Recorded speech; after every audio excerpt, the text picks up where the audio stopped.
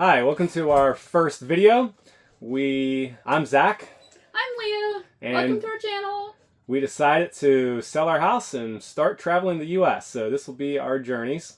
Those of you that know us, I know you've been waiting for an update, so we'll start to post everything along the way. We purchased a 30-foot trailer. We decided to get a toy hauler so we can turn the back into a office, which has been great. We'll do a walkthrough here at some point. And we're pulling it with the truck. And yeah, it was a journey. Selling the house and loading the trailer was more work than we thought. We left our launch day as also trailer loading day, and that was a little more difficult than we thought. Not only that, but we also were in an HOA, so parking on the street took up a little bit of space, and we managed to get everything packed and we're pretty much on schedule. And then the hitch, which wasn't quite fully put together, threw us through a ringer. That was a little more work than I thought. We'll go through everything that we have for our hitch, but decided to go all out. Got a really nice Gen Y Boss Torsion Flex drop hitch, which was awesome. But then when you add the weight distribution to that, which we got a Reese weight distribution hitch, it extended it out a little bit too much, and I had to add the ball myself to the hitch, and that big 2 and 5/16 inch ball was much more difficult to get on there than I thought. It required a 1 7/8 wrench, which apparently is difficult to find. So needless to say, spent half the day going all around, finally found a Tractor Supply that had one, got it put on late at night, spent the night that we did not expect to spend at now our friend's house, no longer our house, and left the next morning. So it was an adventure, but we got on the road, running away from the cold in Ohio, but it was still pretty cold as we went. So moral of the story, don't give yourself one day to pack up your entire trailer and put on a new hitch that you've never seen in your life and leave and drive a few hours. Just don't. It was a busy day. But with all that work aside, we got on the road. Everything was great. We're traveling now. Life's easy, right? Well, not so much. Our first stop was a harvest host, which was super nice. It was a nice large yard. It was simple. They included some homemade blackberry cobbler that they gave us, so that was a really nice touch.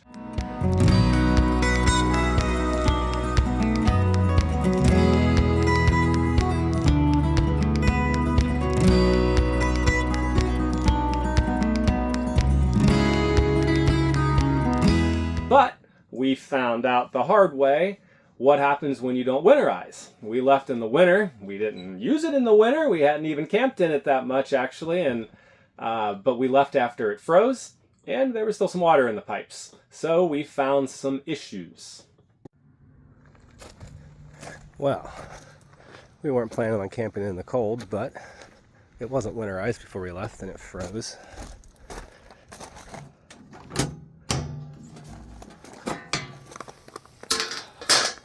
And there are some problems. Gonna have to fix that.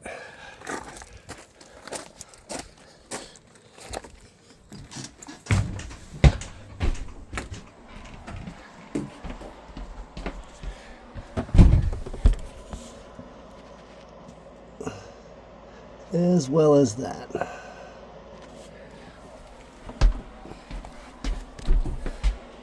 Flushing with a bucket. So right off the bat, we have leaking pipes, leaking hot water heater, and a leaking toilet. So that was fun. But in the meantime, we were flushing the toilet with a bucket and using a collapsible water container for water in the kitchen and showering at Planet Fitness. It was rough. You sure you wouldn't rather take a cold bucket bath with a sponge in the RV? But we made it through. So our first harvest host was in Huntsville, Alabama. One of the things I was able to fix while I was there is we needed somewhere to put the sewer hose. So I got that installed. That was a little bit of fun. Didn't take too long though. It's time to install a sewer hose carrier.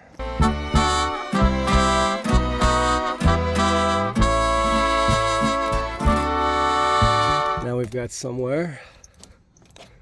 It's a little bit tight, might loosen that up.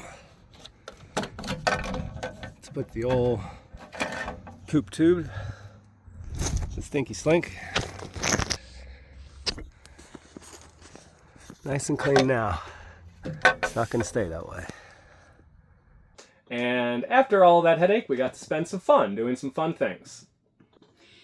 The first fun thing we did in Huntsville was the U.S. Space and Rocket Center. NASA is investing huge amounts of money in Huntsville, and so they're rapidly expanding. They've got a huge visitor center that's set up with a lot of history on NASA and space and like the development of rockets, which was super interesting.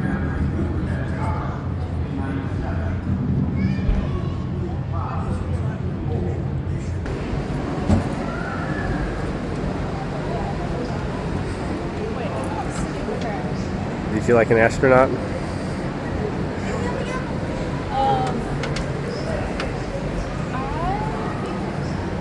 Are you sure? How comfortable do you feel?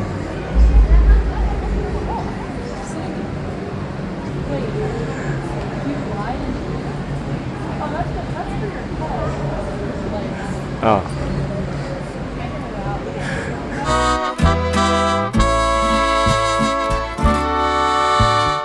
There was a park in the back that had all of their retired rockets. That was super cool to walk through.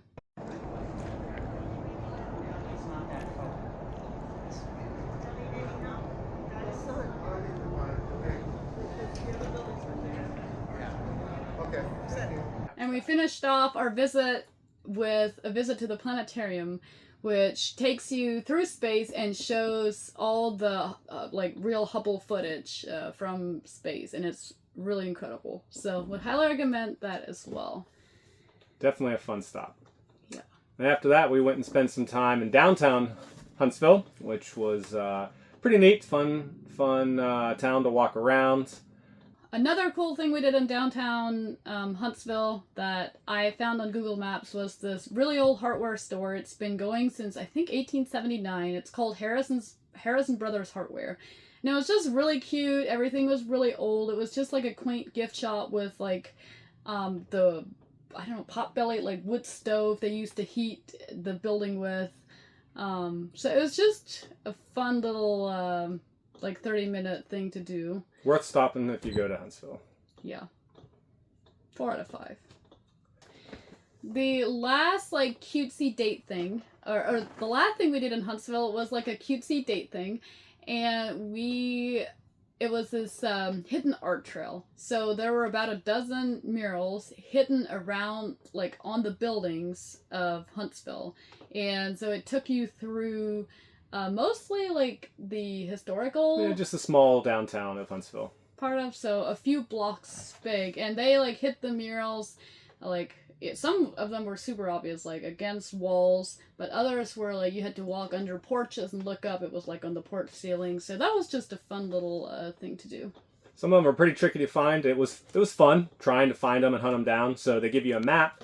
They have all of them kind of generally located, and then you walk around and try to find them. If you do some Googling, there are multiple art walks. There's a lot of murals and a lot of art in Huntsville. We found one that had 13 stops. There's others. I saw one that had 24, but this one took us about an hour and a half, maybe. Probably. To walk around and find everything, and it was near sunset, so some of them were pretty tricky to find at the end in the dark. But we managed to find them all, so here are the 13 that we found. Hopefully we got the titles right. If you do it yourself and find them different, feel free to let us know.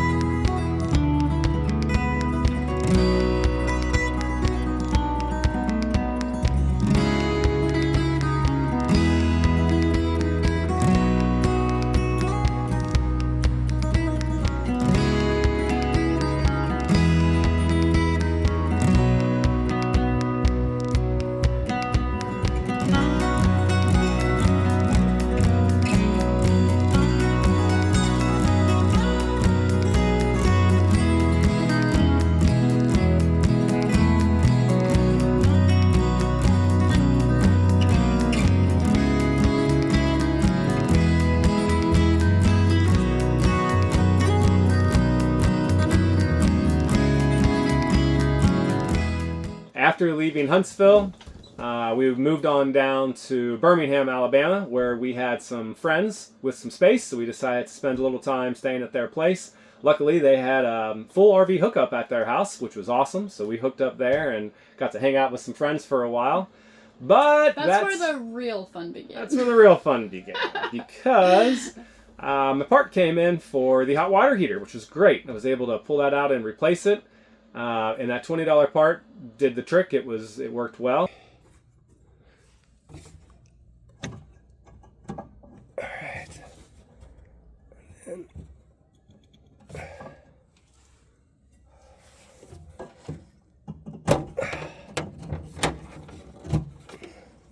pops right out. I don't see any cracks, but it was leaking somewhere out of here. Oh well, put the new one in and see. $20 on Amazon. And after that, replaced the toilet. Now, we originally were already planning on replacing the toilet because the toilet that comes in this particular RV, the Dometic 300, was terrible. Did not like it. That was probably the first thing that you commented on being miserable in this trailer. It just felt like you were sitting on this super shaky, I don't even know, like chair. And I also read that it was double-walled plastic and things can get up in between the walls and start smelling after a while. So I hated that toilet and we wanted to upgrade. So I wasn't worried about that leak anyway, the leaking valve. So we replaced the toilet, which was great. So, the things you find.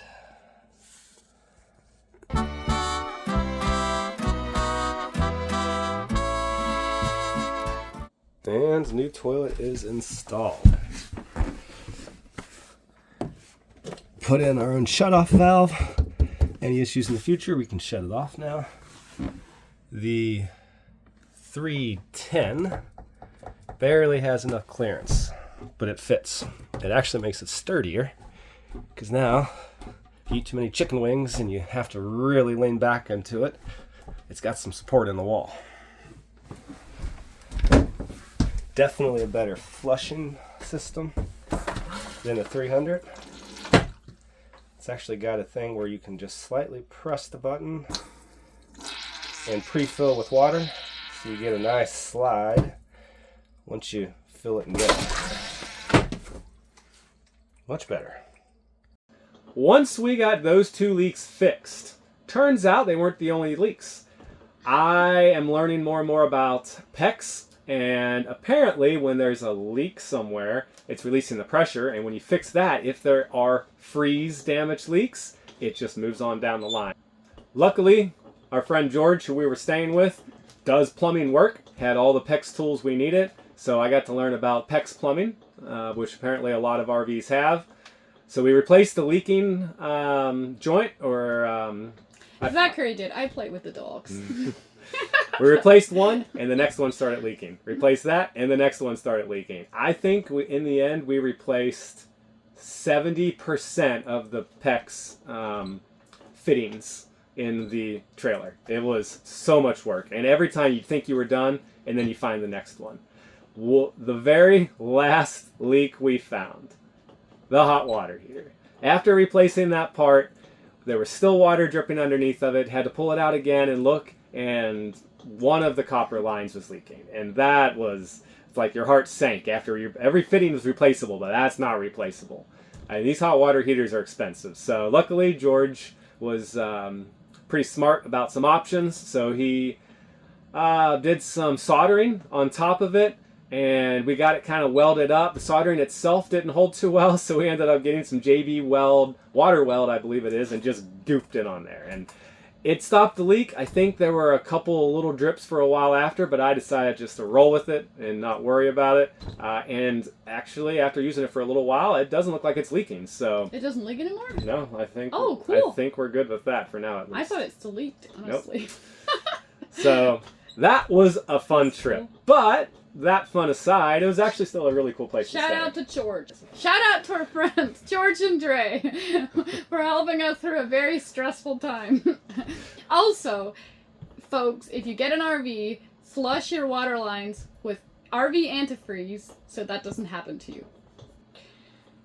We did get to do some fun things. They had a pickleball court, so we got to play lots of pickleball. They had tons of dogs that I played with a lot, and there was a lot of Southern hospitality and amazing food. Had a really good time hanging out with our friends there. And not only good food, but good bourbon too. So, good time. Thanks to our friends in Birmingham. Hopefully we'll be back to visit again sometime. Yes. But all of that was only our first week. So, lots of learning experiences, lots of fixing things. I have learned that RV life is as much fixing as normal house living, probably more, and it's more expensive. Definitely more. Yeah. But great times. We still enjoyed everything. That's crazy. That feels like, it's so much longer than a week. Just a week. So we will catch up at our next destination next time, and hope you'll join us.